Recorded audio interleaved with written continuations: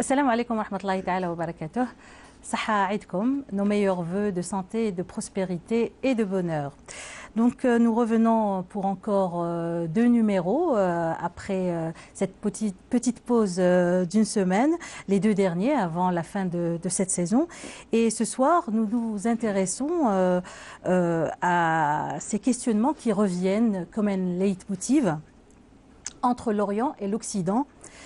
Est-ce un problème politique ou une réelle guerre de religion? Pourquoi se pose-t-on toujours cette question?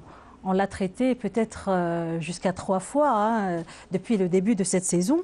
Eh bien, cela peut s'expliquer rien qu'en observant le glissement sémantique dans les terminologies utilisées, que ce soit dans les médias occidentaux ou par une certaine doxa qui est passée, rien que pour citer quelques exemples, d'évoquer la lutte contre le terrorisme à la lutte contre l'islamisme. Une sorte d'euphémisme plutôt hypocrite qui cache mal une vérité, qui est combattre un islam devenu peut-être, en tout cas dans leur vision, trop visible ou à travers notamment cette visibilité, donc à travers notamment le port du hijab ou le foulard, la barbe, la pratique trop omniprésente d'une prière qu'on voit régulièrement, bref, des caractéristiques trop apparentes devenues des épouvantails mobilisateurs efficaces pour lancer une guerre, faire passer une loi, évoquer la menace contre la sécurité intellectuelle ou alors l'identité d'un Occident qui ne semble plus accepter la multiplication de ces émigrés musulmans qui, je cite un article du Monde diplomatique apparu février dernier, des musulmans qui sont-ils solubles dans le chaudron, fin de citation, dans le chaudron occidental. Alors, Orient, Occident, conflit politique ou guerre des religions, c'est tout de suite sur TV Coran.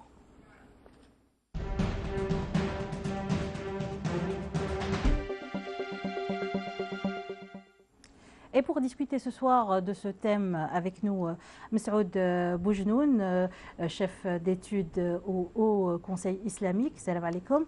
Également M. Kemal Chikhet, membre de l'association des oulémas du Sahel. Aussi même professeur. De celle des Algériens. Aussi professeur Rabah Kichet. Aussi professeur Rabah Kichet, professeur en sociologie. Salam alaikum. Et également avec nous docteur Cherif Driss, maître de conférence et docteur en sciences politiques. Merci d'avoir accepté notre invitation. Ma première question est pour vous, docteur Driss. Il est très important de expliquer le concept Orient-Occident. Alors, que veut-on dire par Orient-Occident? Tout d'abord, merci pour l'invitation. Deuxième des choses, je vous remercie de m'avoir donné la délicate mission de définir ce qu'est l'Orient, ce qu'est l'Occident. En fait, pourquoi délicate? Parce que définir les concepts, c'est devenu un enjeu à la fois politique, au-delà de l'aspect épistémologique, et ce qui explique le plus souvent, dans la majorité des cas, les malentendus qu'on retrouve à travers aussi bien le discours politique, le discours médiatique, même le discours des acteurs. Maintenant, quand on entend par Orient, quand on entend par Occident, c'est-à-dire quand on veut définir l'Orient, l'Occident, on le définit par rapport à quoi? Selon quels critères, quels paramètres? Le paramètre géographique, civilisationnel, politique, économique, c'est-à-dire que c'est devenu très complexe, c'est devenu des concepts fourre-tout.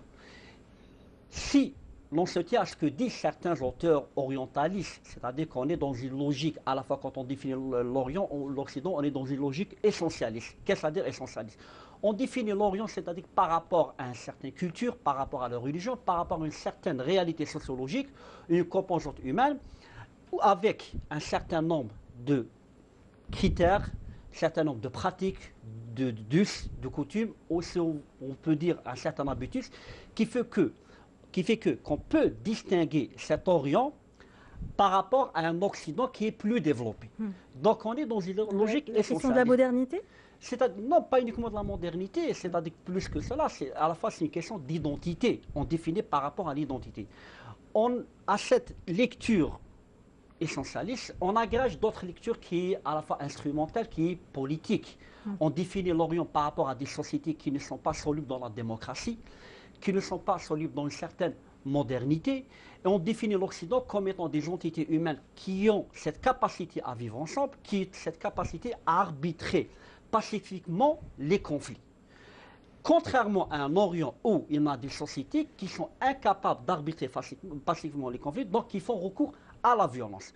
Donc il y a des critères à la fois essentiels par rapport à ce qu'on appelle le degré d'usage, ce qu'on appelle pacifique, de l'arbitrage des conflits, et le degré de dépendance, ou plutôt d'usage, de la violence. Autre paramètre qui existe, ce qu'on appelle le paramètre, si vous voulez, économique, c'est ce qu'on appelle un Orient. On le définit Orient, on le définit Occident, c'est ce qu'on appelle des sociétés sous-développées. On cesse de paramètres géographiques, géopolitiques, où il y a l'aspect frontalier. Ce que je pourrais dire, pour ne pas monopoliser la parole, en définitive, il est très difficile, très compliqué de donner une définition assez globale de ce que c'est que l'Orient, de ce que c'est que l'Occident. Cependant, dans les médias aujourd'hui, on semble comprendre que lorsqu'on dit Orient, Occident, on parle de l'Occident, Europe, États-Unis, Amérique du Nord, et Orient, c'est plutôt les pays musulmans. C'est ce qu'on comprend aujourd'hui dans les médias. Généralement, on revient. Généralement, parce qu'il est très difficile. Le schéma binaire qui revient, c'est quoi l'Orient? C'est Rome contre Byzance. Absolument. Tout à fait. Quand on discute, généralement, je me rappelle il y a quelques années de ça, une discussion avec un diplomate hongrois, on travaille dans les médias, quand on a parlé de l'adhésion de la Pologne et de la Hongrie. Sa réponse était la suivante. C'est la victoire de Rome contre Byzance. C'est-à-dire quand on dit Byzance, c'est-à-dire que l'Empire romain, c'est que la symbolique, elle est très très forte. Rome, comme on l'a dit avant, à Rome, c'est la civilisation, Byzance, c'est les barbares. Alors que dans la réalité, c'est tout autre. C'est l'inverse, oui. Tout à fait. Donc ce qui fait que, c'est la raison pour laquelle je pense qu'il est très prudent. Il faut faire preuve de prudence quand on utilise certains concepts, certains vocabulaires. Et c'est là qui sont source de malentendus, parce que généralement, avant de construire, de bâtir une stratégie, il y a ce qu'on appelle un référentiel, il y a ce qu'on pourrait avoir la représentation. Quand on définit l'Occident, quand on définit le musulman, qu'est-ce le musulman, qu'est-ce le chrétien, qu'est-ce le français, qu'est-ce un américain. C'est-à-dire qu'il y a toute une série de paramètres, et j'espère qu'on aura l'occasion de s'apaisantir sur cette question par la suite. Alors justement, M. Cheket, aujourd'hui, il semblerait que la stratégie est justement de relever que l'Occident fait partie de cette histoire judéo-chrétienne et que l'Orient est cet islamisme, pourquoi je dis islamisme tel qu'il a été évoqué par Renan, Tocqueville, oui. Voltaire, l'islamisme entre guillemets, je vais les citer, mohammétain, qui veut dire la religion musulmane. Oui. Quoique bon, Voltaire, lisez Voltaire et lisez-le bien. Voltaire, finalement, sa tragédie de Mahomet, je l'ai démontré dans l'un de mes livres, c'était juste pour s'attaquer à l'Église. Et il a bien expliqué par la suite que finalement la religion musulmane valait beaucoup mieux que la religion chrétienne. Il l'a dit, mais de manière très ouverte.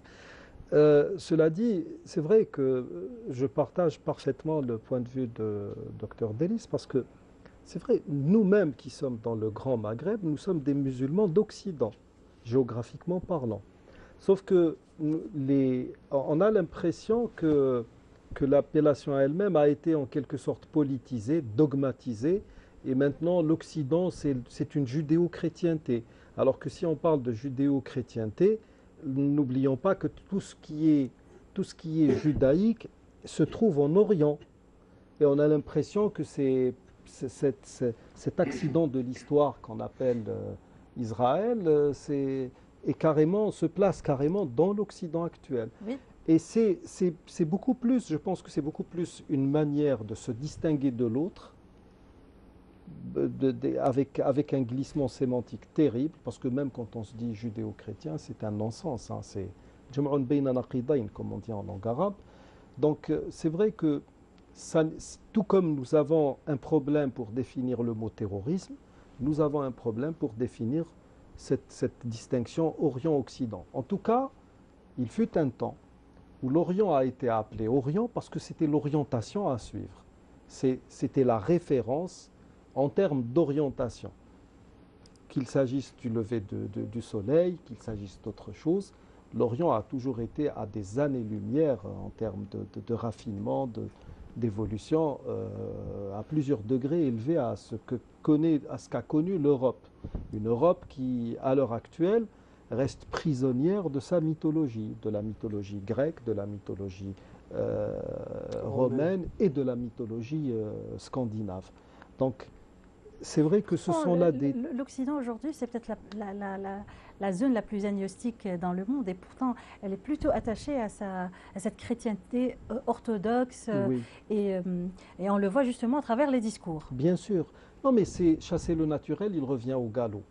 Euh, les, quand la Turquie voulait adhérer à l'Union européenne, certains, surtout en France, la fille aînée de l'Église, certains pseudo-laïcs ou laïco-dépressifs, parce que ça fait dans la... Giscard d'Estaing l'a dit carrément. C'est un club fermé. Non, Voilà. il a dit dit l'Europe carrément. est un club chrétien. Oui, chrétien N'oublions fermé. pas, Donc, je me souviens de Rocard, une fois qui parlait, il a dit, n'oublions pas que nous sommes des judéo-chrétiens. C'est-à-dire un que... Rocard qui est socialiste, Oui, soit dit en passant. oui, c'est-à-dire qu'à chaque fois qu'on veut mobiliser des gens, on va jouer sur la religion. Même quand il y a eu les croisades, Alfred Guillaume le cite très bien, et même Bernard Lewis, la vocation même des croisades était-elle religieuse ou avait-elle des visées économiques? À l'heure actuelle, on utilise la religion comme alibi pour frapper l'autre, pour asseoir une hégémonie, tout simplement. Donc c'est vrai que ce sont des sujets qui sont très très délicats à traiter dans la mesure où on se retrouve dans l'obligation à chaque fois de revenir sur la définition de certains termes, ce qui est pratiquement impossible parce que les termes, on va les définir en fonction de nos intérêts, tout comme c'est le cas pour le mot terrorisme. Le terrorisme, nous avons à l'heure actuelle 230 définitions officielles. Officielles comme celles de l'ONU, de l'Union africaine, de l'Union européenne, des grands consortiums, des grands cartels. S'ajoute à cela, je ne sais pas, une trentaine de définitions émanant des grands think tanks. Et cet Orient et Occident, c'est la même chose. Alors, nous qui sommes en Occident, le Grand Maghreb, le Maghreb, les Maghrébins sont des Occidentaux. Et pourtant, quand on discute par exemple avec des Français, on est sur la même longueur, et ils vous disent, vous les Orientaux, je ne sais pas, vous regardez les choses. Vous les Orientaux, justement. Oui. Lorsqu'on vous dit vous les Orientaux, on comprend forcément vous les musulmans. Les musulmans, aujourd'hui. Oui. Est-ce qu'aujourd'hui, on a aussi cette impression que lorsqu'on dit Orient, Occident, lorsqu'on parle d'Orient, on veut parler d'une certaine sphère qui peut être qui peut résister à un certain unipolarisme. Ou qui veut faire face à, qui va peut-être désoccidentaliser le monde. Oui. Si vous revenez au fameux livre de Samuel Huntington, Le choc des civilisations. Donc il a partagé, selon sa vision, il a partagé le monde actuel en blocs civilisationnels. Donc il y a la civilisation, ce qu'il appelle judéo-chrétienne, comme m'a dit. Il y a la civilisation islamique, il y a la civilisation confucienne, qui est celle de la Chine, le bloc chinois. Il y a la civilisation bouddhiste, il y a la civilisation hindouiste. Donc il a partagé le monde selon des critères purement religieux. Donc moi je pense qu'à la base de la bipolarité entre l'Orient et l'Occident. Vous voulez dire l'antagonisme plutôt. Il y a la religion. À la base de tout ça, il y a la religion. Et d'ailleurs, même si on revient, quand je dis la religion, ça ne veut pas dire forcément qu'il y a un antagonisme ou guerre, puisque dans un livre paru récemment, un livre très très intéressant, et j'aimerais bien qu'il soit réédité ici en Algérie, un livre qui s'appelle « La civilisation islamo-chrétienne », écrit par un Américain qui s'appelle Richard Bulliett. Oui. Donc il démontre que la civilisation islamo-chrétienne a plus d'affinité historique que ce qu'on appelle le judéo-christianisme. Et il dit dans son livre que malgré, c'est vrai, malgré qu'il y a eu des guerres entre les musulmans et les chrétiens, mais les périodes de paix et d'échange et de coopération ont été plus longues que les périodes de guerre, excepté la période des croisades. Et puis celle du colonialisme. La plupart du temps, il y a eu entre les deux civilisations des périodes d'échange entre Venise et l'Andalousie, entre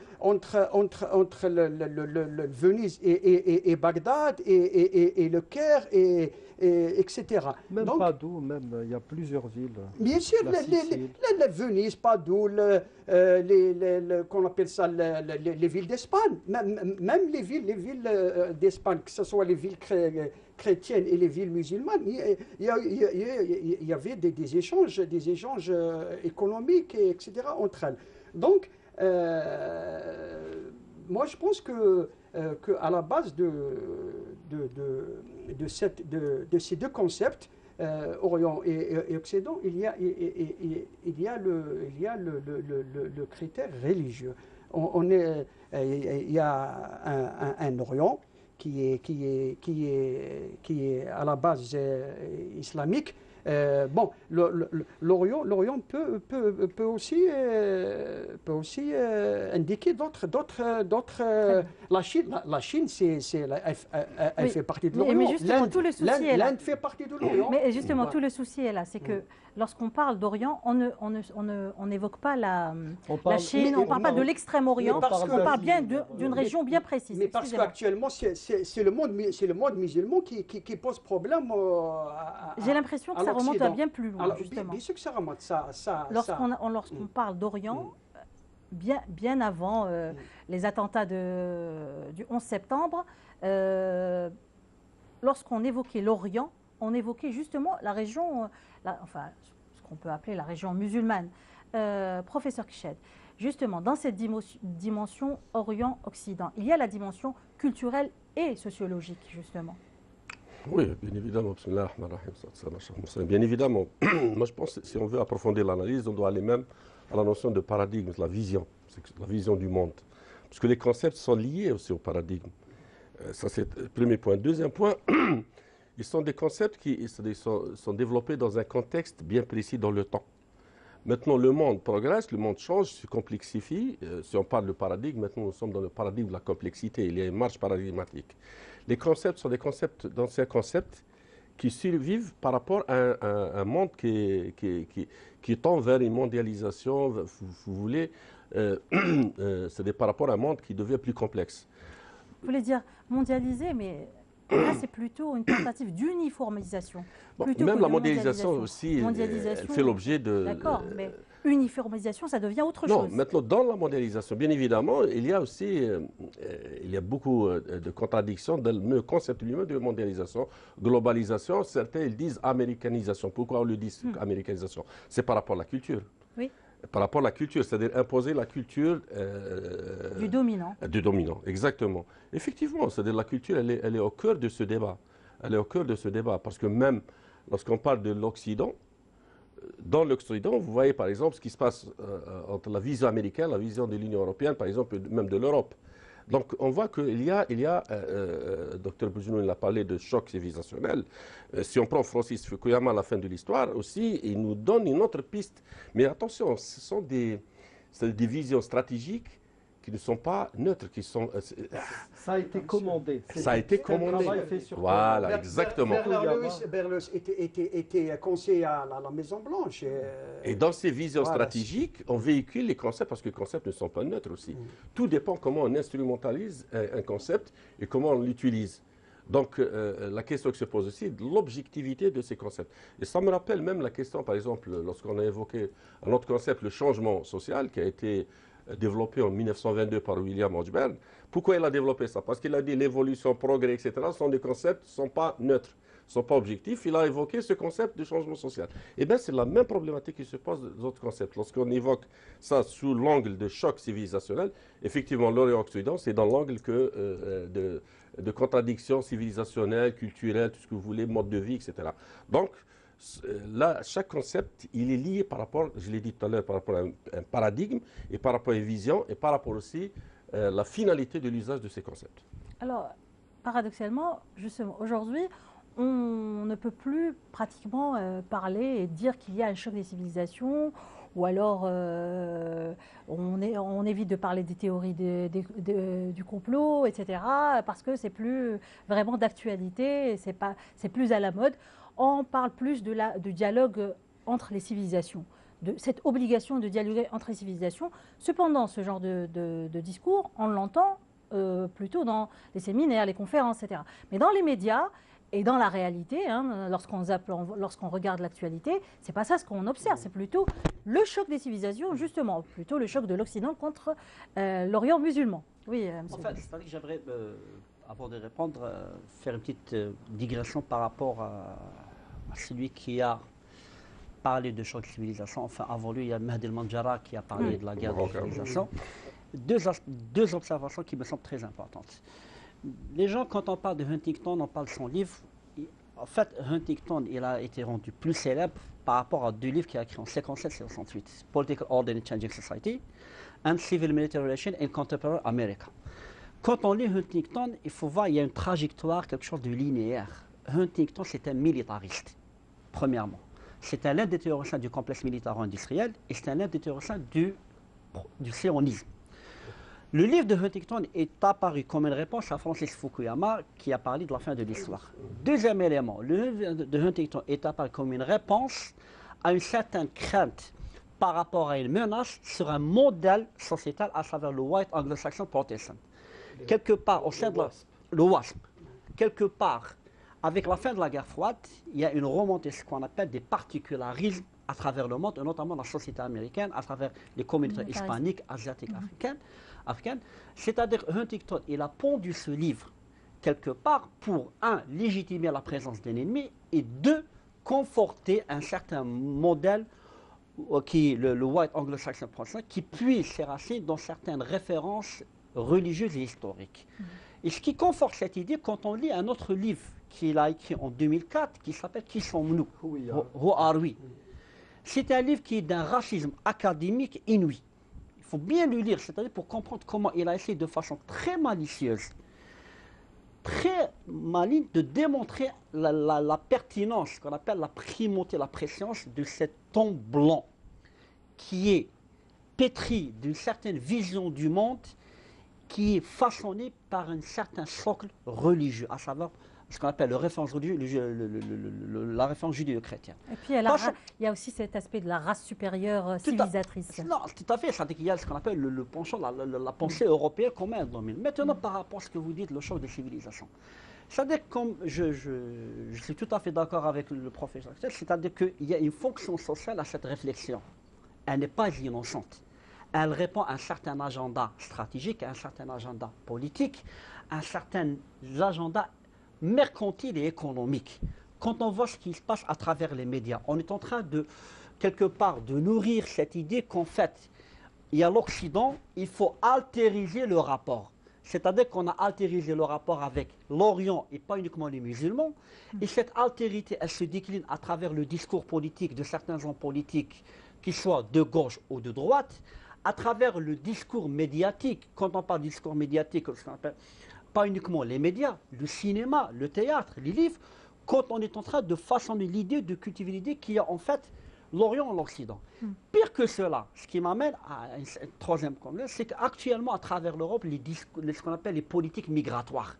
Oui. Les politiques migratoires... C'est là où s'exprime le mieux et le plus, justement, cet antagonisme. Tout à fait. Le problème se pose à ce niveau-là. Quand il s'agit d'un discours au niveau micro, au niveau individualiste, c'est-à-dire qu'un homme politique parle, un acteur de la société, un opposant ou un journaliste, les gens lui parlent. Le problème ne se pose pas, c'est un discours. Mais le problème se situe où? Quand ce discours devient le référentiel pour une politique publique, c'est-à-dire qu'on a politisé un petit peu cette réalité sociale, à savoir que l'immigrant il y a ce glissement dans l'altérité. L'immigrant est devenu cet étranger incapable de s'intégrer dans un tissu sociétal, dans un tissu culturel et plus grave dans tout ça, dans un tissu identitaire. Donc on est plus dans une logique de confrontation que dans une logique de dialogue, de cohabitation.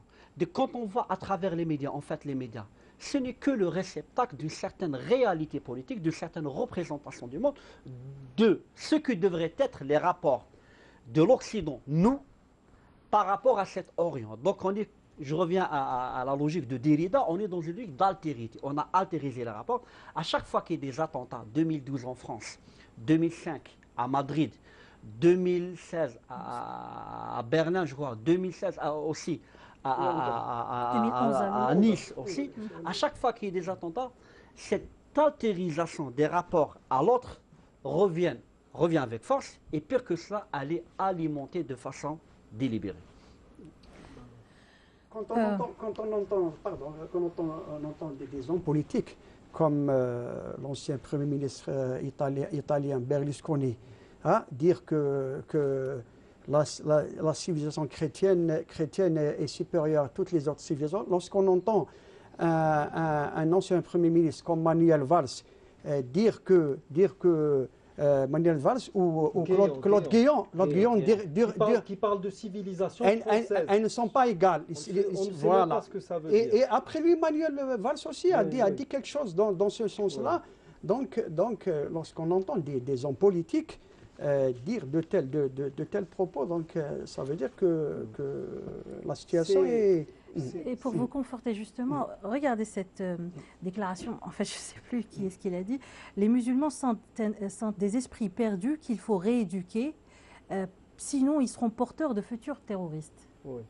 Ce sont des déclarations qui se font ça et là par des intellectuels. Oui, mais ça se fait, vous savez, finalement, ce qui prouve justement que les médias lourds et la politique sont des lobbies qui sont au service de l'industrie militaire, de l'industrie pharmaceutique, l'industrie de l'agrograin et les systèmes, les grands cas trusts financiers, c'est justement cette idée, puisque Dr Delis a cité Huntington.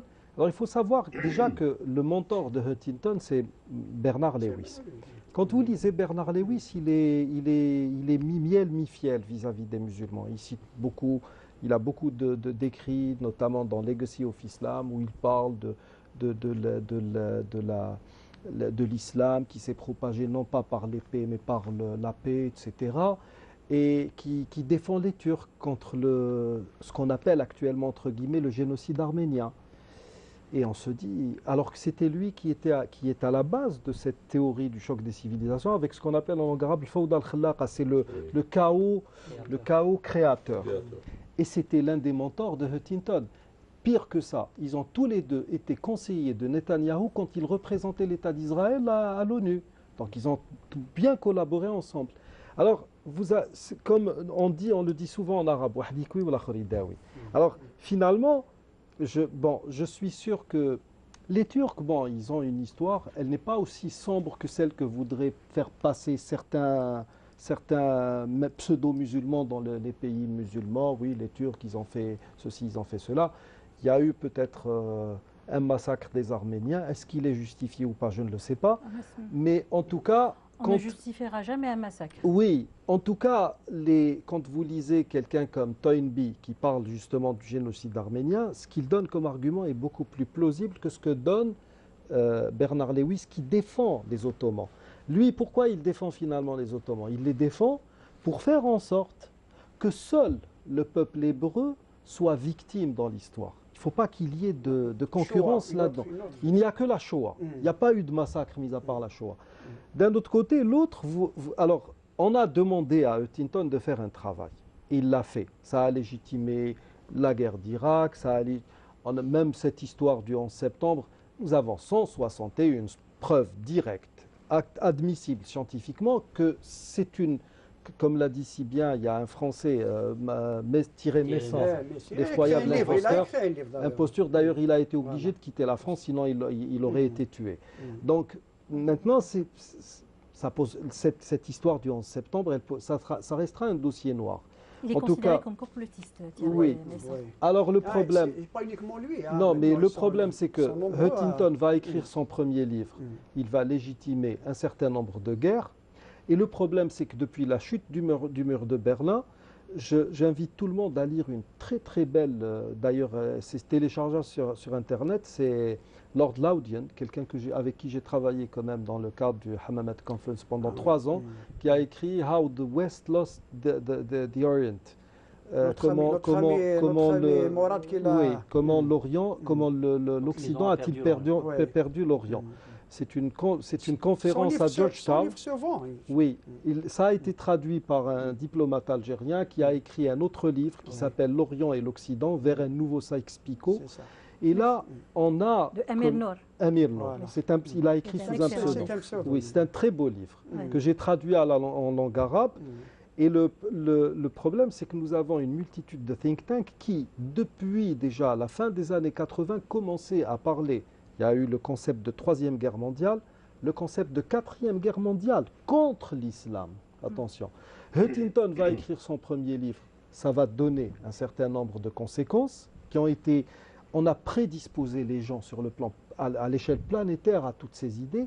Le problème avec Who We Are, c'est que qu'est-ce que ça va pendre? Ça va pendre une politique comme celle du président américain actuel, Trump. qui est contre les hispaniques. Et dans Who We Are, Samuel Huntington parle d'une guerre imminente entre les anglo-saxons et les hispaniques, qui prennent trop de place. Et regardez la politique américaine, comment elle est en train de déverser sa haine contre les hispaniques. Je suis désolé, un hispanique au Texas, c'est lui, il est beaucoup plus ayant droit sur cette terre qu'un WASP, qu'un White Anglo-Saxon People, ou Protestant. Donc c'est ça, c'est l'histoire qui se refait. Et tout ça, si vous faites un petit retour en arrière, vous allez, comme l'a dit si bien dans son livre L'Orientaliste, Wadi' Saïd, le Palestinien, Edouard Edouard Saïd. Wadi' Saïd, c'est tout a été à la base initié par l'Église de Rome au Concile de Trente, où on s'est dit, voilà, l'islam, si on le laisse faire, il va effacer le christianisme, alors il va falloir l'étudier pour mieux le cerner, pour mieux l'attaquer, pour mieux l'imploser, parce qu'il fallait l'imploser, pas l'exploser de l'extérieur. Et c'est ça, c'est l'histoire, c'est une éternelle redondance qui revient justement, je termine juste avec ça, qui revient de manière déclinée, comme ces fameux 300 incultes qui ont fait un manifeste pour parler de l'obsolescence de certains versets coraniques. Et vous voyez que des ratés politiques comme Manuel Valls, un minable humainement parlant, qui trouve du jour au lendemain matière à discuter sur les médias. Pour essayer de revenir sur la scène. On lui permet de revenir sur les médias. Pourquoi? Parce qu'il est là pour s'attaquer à l'islam. Et justement, généralement ces personnes-là, en s'attaquant à l'islam, ils évitent d'évoquer la question du choc des civilisations. Mais ils préfèrent parler de la lutte des démocraties contre les théocraties, ou la lutte des démocrates contre le théocrate, les islamistes notamment, qui portent une idéologie, là je cite, une idéologie réactionnaire qui fera aboutir le monde vers l'injustice et la domination. C'est très difficile lorsqu'on lit ce genre de déclaration, justement une déclaration faite par les 300 intellectuels, lorsqu'on lit ce genre de déclaration, c'est très difficile de ne pas croire à cette guerre entre Occident et Orient, qu'elle se prépare ou qu'elle soit latente, ou une guerre larvée. Voilà, ou à l'esprit de croisade qui semble être toujours existant.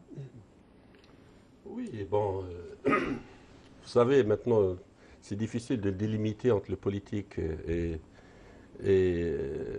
le reste, c'est-à-dire, bon, ces 300 qui ont écrit ce manifeste, certainement, ils ont quelque chose de commun entre eux. Il y a un projet quelque part. Bon. Ils sont sous une ligne directrice voilà, que tout le monde connaît. C'est du business marketing. Effectivement. Et puis, ce n'est pas des intellectuels, c'est des intels, UNTEL, lectuels. Donc, il faut bien Il faut bien définir les Des choses. mots. Donc, c'est vrai, maintenant, qu'on le veut ou non, si on parle du niveau stratégique au niveau international, ce qui se passe actuellement, il y a presque une reconfiguration du monde. On le voit maintenant, on le voit ce qui se passe. Et l'avenir nous dira comment ce monde va être reconfiguré. Bon, ce qui se passe actuellement, par exemple, au niveau de la conceptualisation de cette nouvelle vision du monde, on le voit, c'est un peu le choc civilisationnel, qu'on le veut ou non. Maintenant, on utilise les masses médias, on utilise l'intellectuel. Bon, attention, chaque stratégie, elle a, si vous voulez, ses producteurs d'idées, qu'on le veut ou non. Donc, chaque projet, certainement, il y a les politiques, il y a des intellectuels, entre guillemets, qui les alimentent. On a parlé de Huntington, Fukuyama, pour les États-Unis, en France, un peu partout dans le monde. Il y a, si vous voulez, ils portent ce projet avec les politiques. Donc il n'y a pas une délimitation entre le politique et l'intellectuel dans ces projets. Il y a des projets dans ce sens, qu'on le veut ou non. Les centres d'études, qu'on le voit, les centres d'expertise aussi, ils alimentent tout ce débat. Et là, les masses médias qui véhiculent ces projets, surtout à travers, par exemple, soit les écrits, soit l'image, etc. Qu'on le veuille ou non, si on revient à l'histoire, si on prend par exemple l'Amérique, qu'on le veuille ou non, le cinéma était aussi un outil stratégique depuis les films western, même les dessins animés, etc., par rapport à une vision. Propagande. Oui, par rapport à une vision. Et qu'on le veuille ou non, maintenant, le rêve américain, comment peut-on par exemple l'expliquer? Le rêve américain, il n'est pas venu comme ça. Donc il y avait tout un travail dans ce sens. Donc les stratégies, il y a des laboratoires qui travaillent dans ce sens, qu'on le veuille ou non. Maintenant, la question qui se pose dans le monde musulman, est-ce qu'ils ont une stratégie? Est-ce qu'il y a une vision? Est-ce qu'ils subissent action-réaction? Bon, est-ce qu'on reste comme ça et à chaque fois on essaie de se légitimer, de se défendre? Est-ce que chaque fois on essaie de répondre à une table ronde en France, de dire non, nous sommes ceci, ceci, ceci? Est-ce que c'est ça cette stratégie? Moi je pense que dans le monde musulman, malheureusement, il fonctionne sans stratégie. Dans le monde musulman, il y a Zbigniew Brzezinski qui parle justement dans Le Grand Échiquier, dans l'édition de 1997, je pense. Il parle justement de l'obligation de maintenir justement dans les pays musulmans d'États vassaux dociles qui vont justement entretenir cet état de fait. Docteur Brice. En fait, c'est-à-dire que, tout à fait, moi j'ai juste une petite observation. C'est quoi le bon musulman pour les Occidentaux en France? C'est le musulman sur l'islam. Oui. Voilà, la définition qu'on donne à travers avec une religion à dimension variable, je dirais. C'est-à-dire que non, Voilà. C'est vrai que quand on dit un bon musulman, mais sans l'islam, c'est pour ça qu'on dit que l'islam en France, mais l'islam de France. La nuance, elle est de taille. Pour revenir à ce qu'a écrit Brzezinski, ce qu'on appelle les intellectuels organiques, en même titre que Huntington, Kissinger et autres, qui ont, si vous voulez, théorisé un petit peu pour l'establishment et au service du maintien d'un certain ordre, d'une certaine vision stratégique. Il est de l'intérêt, bien entendu, de l'Occident que l'Orient soit affaibli. Il est dans son intérêt afin qu'il soit affaibli, dans son intérêt qu'il y ait des États vassaux, ce qu'on appelle des États coupions, ou plutôt une élite au service de l'Occident. Et je suis tout à fait d'accord avec le professeur Chet, c'est-à-dire qu'eux, ils font des choses, c'est de bonne guerre, au risque de me montrer provoquant, mais tout en été aussi douloureux, aussi barbare que ces stratégies. Moi, peut-être, je n'ai pas fort osé en disant que c'est de bonne guerre, ils défendent leurs intérêts. La question est, qu'avons-nous fait, nous, en tant que pays du Sud? Avons-nous, comme l'a si bien dit M. Chet, élaboré quelque part, c'est-à-dire encourager la réflexion stratégique? Premier point d'interrogation. Parce que le vrai problème, je reviens à la première question que vous avez posée, qu'est-ce l'Orient? Définir un concept. Force est de constater, disons-le franchement, c'est qu'actuellement, on s'approprie, on est en train de ruminer les concepts développés dans une réalité socio-historique. On s'est approprié ces concepts, on les utilise à notre insu. Et des fois, on les utilise maladroitement.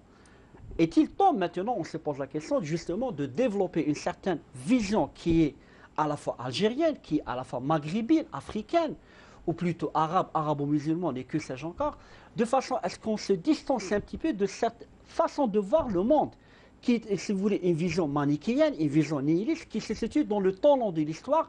C'est une vision qui reproduit un certain schéma historique, à savoir que l'Occident doit dominer, ou plutôt Rome doit dominer les barbares. Qu'on le veut ou non, la politique impériale américaine, d'ailleurs c'est symbolisé dans l'aigle. Ouais. L'aigle qui est le symbole de la puissance romaine, la symbolique elle est très très forte. C'est-à-dire qu'il y a l'action, il y a le discours, il y a la représentation. On est dans une vision romaine du monde. On domine le monde, on est impérial, on a l'empire et voici sa périphérie. Tous les pays du Sud, tous les pays musulmans doivent rester dans cette logique de périphérie, au service d'un certain dominium occidental, dominé par les États-Unis, et même, voire même, il y a une alliance avec certains pays asiatiques comme la Chine, la Russie et le Japon. D'où la question, doit-on les inclure dans cet Orient qui compose le monde musulman, ou plutôt doit-on les exclure et les considérer en fait c'est des Occidentaux, et selon quels paramètres? Donc la question qui se pose, c'est que quelle stratégie avons-nous développée pour faire face à cet Occident, à cette mondialisation, à cette logique impériale rampante, destructrice et qui est, si vous voulez, nihiliste? Toute la question. Je reposerai la question, je dirais, qu'est-ce qui empêche le développement d'une telle stratégie? Peut-être que la question d'une telle stratégie, c'est qu'avant toute chose, c'est qu'il y ait un projet de société. Qu'il y ait un projet de société. Un projet de société porté par toute une population, par une élite. La première des choses, il faut qu'il y ait une élite. A-t-on encouragé l'émergence des élites dans les pays arabo-musulmans? Il y a le colonialisme, c'est vrai, qui a fait des ravages. Ça, on ne cessera jamais de le souligner. Mais aussi que ces élites qui ont dirigé ces pays au lendemain des indépendances, quand elles font, c'est-à-dire pour encourager l'émergence d'une intelligence, d'une élite qui réfléchit. Parce qu'en Occident, ceux qui réfléchissent, c'est des élites. Il y a un projet de société, ils réfléchissent à ce projet, et ce projet, il est approprié par une élite politique, il est appuyé et soutenu par toute la société. Il existe forcément une élite dans ces pays, dans nos pays. sûr. Mais Cette élite-là, qu'est-ce qui lui est arrivé? Non, le problème, Elle a c'est pas- fui? Il y a Elle la est fuite, il y a la partie? marginalisation. Marginalisation. Encore faut-il la laisser s'exprimer. Tout à fait, et- la marginalisation. Ce n'est pas. Vous savez que l'occidental n'est pas plus intelligent que l'oriental. Ça, on recule, c'est ce qu'on appelle ces thèses culturalistes d'un orientaliste qui est incapable. On revient à ce que disaient les romans de Rudyard Kipling sur l'Indien et tout, et qui a été bien dénoncé, expliqué par Edouard Said dans son livre Culture et impérialisme, et matérialisé dans certains films, anciens films sur la colonisation, le protectorat britannique sur l'Inde et sur l'Asie du Sud. Le problème n'est pas le manque d'intelligence. On a de l'intelligence. Mais je fais mien ce qu'a disait le prix Nobel américano-égyptien Mohamed Zoueil, quand il leur a dit la différence entre eux. Ils lui disent بالعربية يساعدون الفاشل حتى ينجح ونحن نعمل على أن ننجح. C'est-à-dire que celui qui n'a pas les moyens, qui est faible, on l'aide à ce qu'il réussisse. Mais n'est-ce pas le rôle de chaque État vassal et docile que de faire cela? Tout à fait, c'est-à-dire qu'il y a... C'est ça. C'est une conjugaison, il faut qu'il y ait une conjugaison d'efforts. Ce n'est pas uniquement l'effort de l'élite politique, même la société a son rôle à jouer. Mais bien entendu, la société ne peut pas avancer sans qu'il y ait une élite, volonté politique, une élite dirigeante consciente qu'elle a ce qu'on appelle cette vision stratégique à long terme, se projeter quelque part dans le temps long de l'histoire. C'est-à-dire qu'on revient à ce qu'ont fait les Chinois. C'est d'extraordinaire. Il suffit de voir la muraille de Chine pour se rendre compte de l'importance qu'accorde cette nation à l'histoire, à la civilisation et plus important à la ressource humaine. Je considère que la ressource humaine, c'est la seule richesse qui puisse permettre aux sociétés du Sud de s'extirper pour peu qu'il y ait un investissement sur l'homme. Parce que les Occidentaux nous ont dépassés dès lors qu'ils ont investi sur l'homme. Et justement, les Occidentaux, lorsqu'ils veulent faire peur justement par rapport aux musulmans, ils disent voilà, regardez leur société, comment elles sont, regardez, ils n'investissent pas dans l'homme, regardez, ils marginalisent leurs élites, ils sont là à observer la marche de l'histoire de façon plutôt asthénique, amorphe, Passif. et donc voilà, et c'est pour ça qu'il ne faut pas leur ressembler. Est-ce vraiment ça la réalité? Et là, il faut revenir. Le problème, c'est que Je veux dire, j'ai l'impression qu'on est dans un cercle vicieux. nous, notre problème est que à chaque Mais fois, l'Occident ne laissera jamais les pays musulmans se démocratiser. oui, c'est ça le problème. Il faut pas Non, l'oublier. le problème, c'est que nous avons perdu, je pense que nous avons perdu beaucoup de temps à essayer d'expliquer aux Occidentaux. Parce qu'en Occident, il y a des gens bien quand même. Des sociétés dans leur profondeur, vous rencontrez des gens D'ailleurs, même les vous penseurs, savez, il y a beaucoup même de penseurs l'islam, qui- il ne faut pas oublier une chose. L'islam se présente actuellement comme la seule alternative à toute l'humanité. C'est le dernier rempart. Et même les altermondialistes... Juste parce qu'on a un appel, Oui. excusez-moi, Madame Allô Mazouz de Sidi Bel Abbas. Marzouza. Marzouza. C'est Madame Elina. Oui. Rabbi yahfadkoum. Je vous souhaite une bonne soirée. Merci. On est bien entourés. Je suis très fière d'être algérienne, avec des cadres aussi brillants que Merci. ceux qui sont sur le plateau. Allah يبارك فيكم. وليداتي والله العلي العظيم يشوفكم الرسول صلى الله عليه وسلم يقول لك والله ce sont des vrais musulmans. علم ثقافة التاريخ تاعهم تاع الجزائر وتاع العالم اللهم بارك في هذه الوليدات. Ce que je voudrais dire هذيك la question que vous avez posée presque tous un petit peu, comment nous n'avons pas une stratégie pour lutter, pour avancer, pour faire face à cet Occident qui nous veut du mal. Moi, il me semble que l'oriental, il a des principes. Il a des principes qu'il a peut-être jabah min al-umma. Il ne veut pas faire de mal. Walakin huma, ils n'ont aucun principe. Ils tuent, ils massacrent. L'essentiel, c'est d'arriver, c'est l'argent. Leurs principes, ils sont tellement immoraux qu'ils pensent y arriver. Très souvent, enfin la plupart du temps,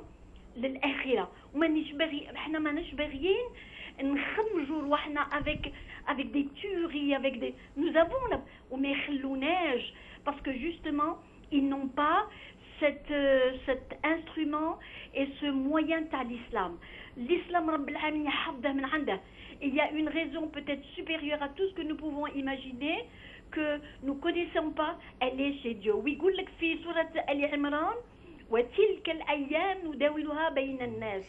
je pense qu'un jour, qui va venir, peut-être les musulmans montreront toute leur valeur et toute leur générosité vis-à-vis de ce monde qui nous veut du mal. Je vous remercie infiniment de m'avoir écouté. Moi, je suis très fière de vous avoir parlé. Merci beaucoup. Merci Madame Mazouza. Justement. Donc, alors, est-ce que le monde occidental nous veut du mal? Oui. Et puis cette question-là, il ne nous laisse pas. Non. Vous savez, j'ai toujours un peu de sensibilité non, lorsque j'entends. On ne nous laisse pas avancer. Non, on ne nous laisse pas avancer. On ne nous laisse pas avoir notre indépendance. Oui. On ne nous a nous pas laissé avoir. Pas. Oui. Ce sont des choses qui s'arrachent. Écoutez, quand vous avez une idée de l'œuvre de Focard dans ce qu'on appelle le France-Afrique, quand vous avez une idée de tout ce qui a été avant même qu'il y ait cette fameuse théorie du choc des civilisations, il y a tout le paradigme de Mackinder avec l'île Mante, comment la Somalie a-t-elle été fragmentée, comment la Corne de l'Afrique actuellement, c'est pratiquement la zone la plus militarisée au monde parce que c'est une zone riche, comment le Soudan a-t-il été donc disloqué, la Libye, et on pense que l'Algérie est dans le collimateur, on le pense, mais on ne le pense pas, on le sait, et on espère faire du bon travail pour que ça n'arrive pas. En tout cas, tout ceci est vrai. Sauf que, comme l'a si bien dit Jamaldine Afghani, ne les blâmez pas parce que ce sont des loups, blâmez-vous vous-même parce que vous avez accepté de jouer le rôle de la brebis. C'est ça le problème. Il est vrai que nous avons perdu peut-être beaucoup de temps à expliquer aux Occidentaux, à qui voulaient bien nous entendre, que l'islam était vraiment en dehors de tout cela, que ça nous ne semble musulmans, avoir servi à rien du tout. J'ai oui. l'impression que depuis Le des problème, années, oui, La défensive. le problème, absolument le discours de la défensive il sert à rien. sur la défensive. Maintenant, il va falloir commencer à essayer de convaincre les musulmans, parce que dans nos sociétés, voilà, actuellement, on parle de réforme de l'islam, de réforme du discours religieux, de je ne sais quoi, et c'est des gens qui sont plébiscités, et ce sont tous des traîtres. C'est de la traîtrise caractérisée. Des gens qui insultent même le prophète, qui insultent les épouses du prophète, des pseudo-musulmans qui ont pignon sur rue en termes de médias, et qui sont prêts à tout juste pour un visa. C'est ça le problème. Il faut justement, maintenant il faut orienter nos efforts pour convaincre les nôtres que finalement nous avons ce potentiel. Si nous-mêmes nous ne sommes pas convaincus, À quoi bon se défendre? Ça ne sert absolument à rien. Et puis, il est vrai que ça doit se faire sur un plan sociétal, mais la volonté politique, les élites politiques, elles ont un rôle prépondérant à jouer parce que, comme le dit si bien la règle, bil hakimi yurfa'u al-khilaf. Si l'autorité ne joue pas son rôle, cette autorité ne sert absolument à rien et personne ne pourra suivre. Nous sommes arrivés dans les pays arabes, par exemple, chaque fois qu'il y a une émergence, quelle qu'elle soit, elle est fustigée, elle est mise à l'index, c'est les médias, et c'est toujours les mêmes pôles qui s'attaquent justement à ces élites.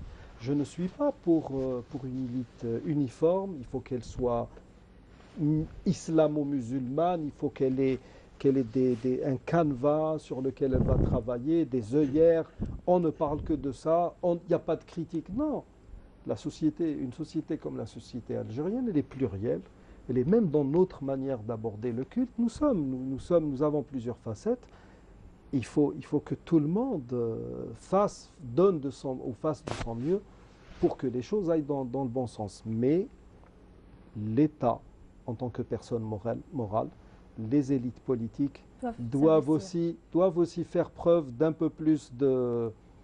Je ne sais pas, j'ai peur d'utiliser un terme qui soit mal interprété, mais elles ont un rôle prépondérant à jouer. Et on a avec nous Raouf de Bdjaïa. Salam alaikum Raouf. وعليكم السلام. خير عليكم. مساء النور. صحة عيدكم يا. صحة عيدكم زادة. نعم. والله شوف عباك شحال مؤخرا وانا نحب نشوف الحصة تاعكم. شحال مؤخرا نحب نشارك. بون واش حبيت نقول لكم نبدا بسم الله. عندي برك واحد الحديث حنا قلتو سيره هو عندي. حبيت نقراه لكم. أقول لك واش يقول. أنا مالك الملوك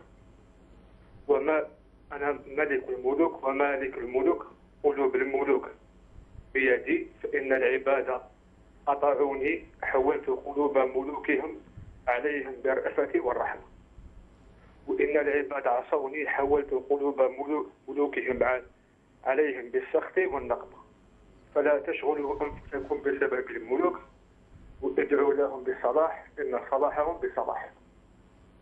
أنا مش حبيت أطلق عندي الخلاصة برك على العدد البروجي تاع السوسيتي هذا. عندنا بروجي عنده 14 قرن سيدة هو كتاب تاع ربي سبحانه وكان واحد الإنسان أفضل خلق ربي بعثه باش يجسد هذا البروجي. Raouf, vous êtes toujours avec nous? Oui. المهم أنا معليش كمل هكذا شوية بالخف. بالخف تفضل. مدام برك أنا نشجعكم على واش راكم ديروا كامل وخاصة أن بالنسبة لي أحسن بروجي حاليا في الجزائر هو إحياء المرجعية الوطنية. مدام السلام عليكم. وطني. ربي يعاونكم يا. وعليكم السلام ورحمة الله تعالى وبركاته. Et nous avons également avec nous Saliha de Tizi Ouzou. Salam alaikum Saliha. Oui, bonsoir tout le monde. Salam alaikum wa rahmatullah wa barakatuh. Naam. Je suis très heureuse vraiment de vous voir maintenant. C'est réciproque. Mon rêve, croyez-moi que la plupart des citoyens soient à l'écoute parce que sur le plan théorique, croyez-moi, c'est très intéressant ce que vous dites. Mais j'aimerais bien, si vous me permettez, lui proposer une solution plus pratique afin de propager toutes ces connaissances entre nos jeunes, nos familles, notre société. Eh bien, j'aimerais bien que, réellement, les jeunes sont vraiment loin de la télévision maintenant parce qu'ils sont soit sur le Facebook, soit sur le net, soit... sauf à suivre des émissions pareilles, rares sont-ils, ou bien à étudier tous les livres que vous venez de citer à notre écoute. C'est bien de travailler avec le Mujtama al-Madani, avec la société civile. Nous, à Tizi Ouzou, on a beaucoup d'associations qui activent pour Tawhiya sur le plan de la compréhension de ce délit entre l'Orient et l'Occident, de l'acceptation de notre identité de la vivre entièrement, pleinement, que ce soit sur le plan religieux ou sur le plan civilisationnel, c'est à nous de changer, c'est à nous élites de se rapprocher vers tous ces leaders d'associations qui activent pour le bien, pour propager ce genre de connaissances, que ce soit sur le Facebook. Il y a beaucoup d'invitations qui sont, je ne sais pas, qui sont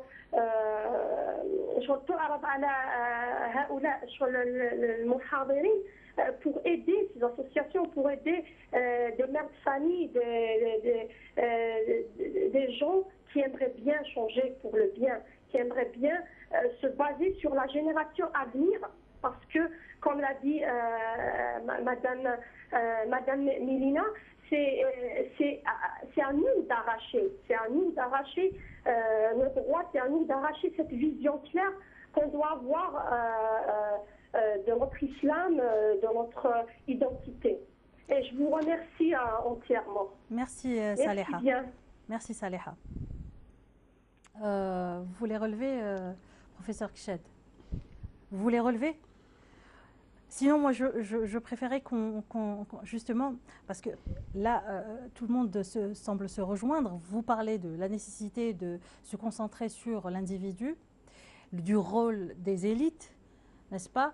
Et elle insiste sur justement l'importance. Moi, je voudrais, si vous permettez, juste concernant l'élite, justement, moi, actuellement, il y a un problème, justement, au sein du monde musulman, et sur lequel se focalisent les Occidentaux. C'est ce qu'on appelle l'antagonisme sunnisme et chiisme. Et croyez-moi, ce qui se passe actuellement au Yémen, en Syrie, en Irak, en Afghanistan, etc., ça a un rapport avec... Alors, en parlant justement d'élite, moi, lorsque je regarde certaines chaînes, soi-disant sunnites et d'autres chaînes, soi-disant chiites, et lorsque je vois les invectives, les accusations, alors, croyez-moi, je désespère. Alors, nous avons besoin d'une élite qui soit au-dessus, justement, de toutes ces divergences. Je voudrais qu'on ait une élite à l'image de Malik bin Abi, par exemple, qui se situe justement, lui, au-dessus de toutes ces considérations chiites, sunnites, musulmans. Qui était chiite. Justement, moi, je parle des sunnites, Ali Shariati, l'Iranien, qui n'avait pas cette vision de sunnite ou chiite, Mohamed Iqbal au Pakistan, etc. C'est cette élite-là, justement, qui peut changer les choses. Sinon, si on continue à nous traiter les uns les autres d'apostats, et je ne sais pas dedans, donc oui, mais là, franchement... il y a aussi un travail à faire sur la génération à venir, parce que vous savez, nous avons dans le giron, on va dire, religieux, on est entouré de milliardaires, de gens qui veulent contribuer, qui viennent vous dire, qu'est-ce qu'on peut faire? Si vous avez besoin de... On aimerait investir, on aimerait faire du bien. Et finalement, imaginez, il y a des gens qui se rencontrent, qui essaye de monter un projet qui consiste à prendre en charge des surdoués dès l'enfance, sans pour autant les mettre sous les feux de la rampe, pour ne pas les brûler. C'est-à-dire, j'ai affaire à un surdoué, je le ménage. J'essaye même de le tempérer. Ne vise pas le 19 sur 20. Reste sur 15 sur 20, ménage-toi pour l'avenir. Essayez de... Et on est arrivé à proposer à des gens d'envoyer pratiquement 200 étudiants, mais alors étudiants de chez étudiants, des Lumières, de les envoyer par exemple dans des pays qui sont à l'heure actuelle en train d'exporter de la science. Vous savez, il y a des domaines de spécialisation qui existent en Malaisie et en Indonésie que vous ne trouverez pas aux États-Unis. Et alors, en fin de compte, ces mécènes-là, quand ils ont eu vent du projet, ils vous disent « Oui, mais moi j'ai envie de construire une mosquée », comme si on n'avait pas assez de mosquées. D'accord, plutôt que de construire une mosquée. Qu'est-ce que ça vous dirait un centre hospitalier, un petit dispensaire où des médecins iraient du nord vers le sud pour faire des week-ends médicaux, comme ça se fait ici par certaines associations. Non, non, moi j'ai envie de construire une mosquée. Allah yarhamha. Mais ce que je te propose est meilleur qu'une mosquée, à la limite. Abd Tariq, on va asphalter, bitumer un chemin, un sentier. Ça va vous creuser un puits. Non, non, on veut construire des mosquées. Donc des milliards. Il y a une mosquée, je ne citerai pas l'endroit, une mosquée où là où on fait les ablutions avec les toilettes, ça a été refait pour 8 millions de dinars nouveaux. Alors on dépense 8 millions de dinars pour Bit Loudo. Et si vous leur dites, voilà, j'ai 4 étudiants à envoyer aux États-Unis par exemple, non, non, ce n'est pas un projet de bienfaisance. Il semblerait qu'on n'ait que 5 minutes. Et donc, je vais vous donner un petit mot chacun. Et on laissera une deuxième partie pour le dernier numéro samedi prochain, justement pour parler des conflits politiques, justement, qui entretiennent cet état de fait des nations musulmanes et qui va être justement cette façade qu'on va montrer à cet Occident-là. Donc, un dernier mot, Dr. Brice. En fait, pour revenir... Très rapidement. Très rapidement, bon, il faut savoir que la domination de l'Occident, c'est la logique, c'est dans la nature des êtres humains. Un dominant voudra tout le temps rester le dominant et le dominer. Il fera en sorte que le dominé le reste ad vitam aeternam. Maintenant, pour revenir, que faire maintenant pour les sociétés musulmanes? Je réitère ce que j'avais dit, c'est-à-dire que l'investissement sur l'homme. Les sociétés occidentales, les sociétés qui se sont développées, ils ont investi sur l'homme, la ressource humaine. C'est-à-dire construire dès maintenant ce qu'on appelle bâtir le citoyen, plutôt former le citoyen qui est conscient de ses devoirs, de ses droits, se projeter à l'avenir sans oublier d'où on vient. Et au-delà, ce qu'a dit mon collègue, c'est que éviter les divergences. Parce que il est vrai que quand on entend certains prédicateurs, quand on parle de l'islam, on est en train de renvoyer l'image qu'on a un Dieu sadique. Toujours, si vous faites ça, vous allez en enfer. Si vous faites ça, dites que le Dieu, c'est l'amour. Dites que Dieu peut rétribuer. Quand le bon Dieu dit « La tadkhul jannah bi'amalika bal tadkhul bi rahmati », ça veut dire qu'on a tendance parfois à renvoyer de l'image, de l'islam, une image d'un islam, si vous voulez, d'un islam, d'une religion oppressante, d'une religion qui est en train quelque part de séparer les gens. Donc je pense qu'il faudrait dès à présent réfléchir très sérieusement à l'idée de revoir même les manuels scolaires. Former le citoyen commence par la famille, commence par l'école, dès leur jeune âge, montrer aux jeunes, c'est-à-dire de dire que voilà, l'islam c'est l'amour. L'islam ce n'est pas uniquement c'est de couper les mains et tout ce qui est sensible. Voilà. Bon, on reviendra pour la suite la semaine prochaine. La seconde partie de cette émission, donc samedi prochain avec les mêmes invités, Inch'Allah, on parlera des conflits politiques justement qui s'abordent la société musulmane et l'esprit de ce musulman-là, par lequel ce sera pas toujours évident, dans lequel il ne sera pas toujours évident d'investir. Voilà, docteur Cherif Driss, monsieur Kamal Cheket, professeur Rabah Kched et docteur Msaoud Boujoun, merci d'avoir accepté cette invitation. Rendez-vous la semaine prochaine, même heure, même chaîne. Salam alaikum wa rahmatullahi ta'ala wa barakatuh.